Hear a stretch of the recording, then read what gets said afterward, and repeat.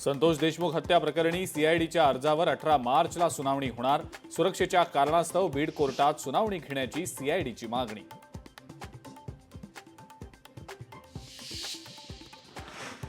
जेजुरीच्या खंडोबा मंदिरात आजपासून ड्रेस कोड लागू। मंदिरात ड्रेस कोड संदर्भात नियम लागू। पुरुष आणि महिलांना कमी कपड्यात प्रवेश नाही।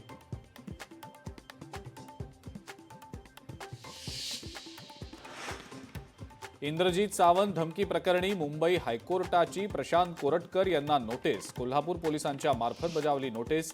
कोरटकरांचा जामीन रद्द व्हावा यासाठी उद्या मुंबई हायकोर्टात सुनावणी होणार।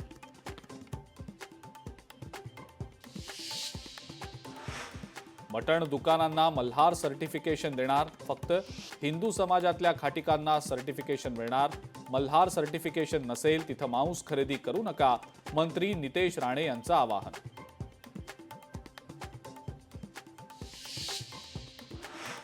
परभणीमध्ये राज्य शासनानं गुप्तेश्वर मंदिराच्या जीर्णोद्धारासाठी मंजूर केले 28 कोटी। 16 महिन्यांपासून अतिक्रमण आणि घरांचा मालकी हक्क प्रश्नावर काम अद्यापही पायाभरणीतच।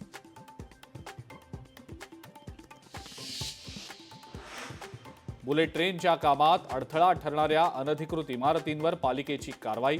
मुंबई अहमदाबाद बुलेट ट्रेन ठाण्याच्या शीळ परिसरातून जात असल्यानं करण्यात आली कारवाई।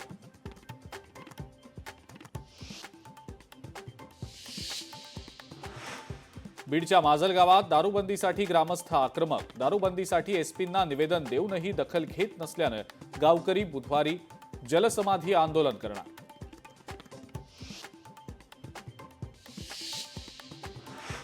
नाशिक जिल्ह्यात 441 शाळांना इमारतींची गरज। 380 शाळांना क्रीडांगणं, 1000 शिक्षकांची गरज। शालेय शिक्षण मंत्री दादा भुसे यांची मागणी।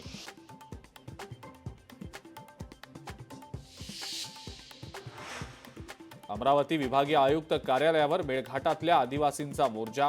रोजगार हमी योजनेचे 85 कोटी द्या यासह विविध मागण्यांसाठी काढला मोर्चा।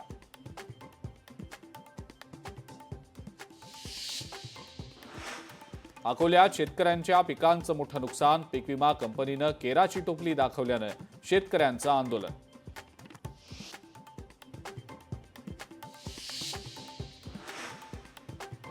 सांगलीमध्ये आशा आणि गटप्रवर्तक महिला कर्मचाऱ्यांचं जिल्हा परिषदेसमोर आंदोलन।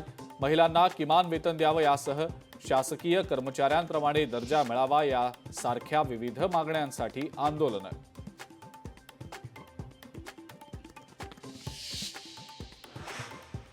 आणि बिबट्याच्या हल्ल्यात शेतकऱ्याचा मृत्यू। शेतातील मोटर सुरू करण्यासाठी गेलेल्या शेतकऱ्यावर बिबट्याचा हल्ला।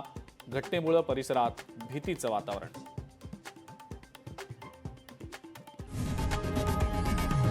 लोकशाही मराठी ऐका, पहा, जागरूक रहा।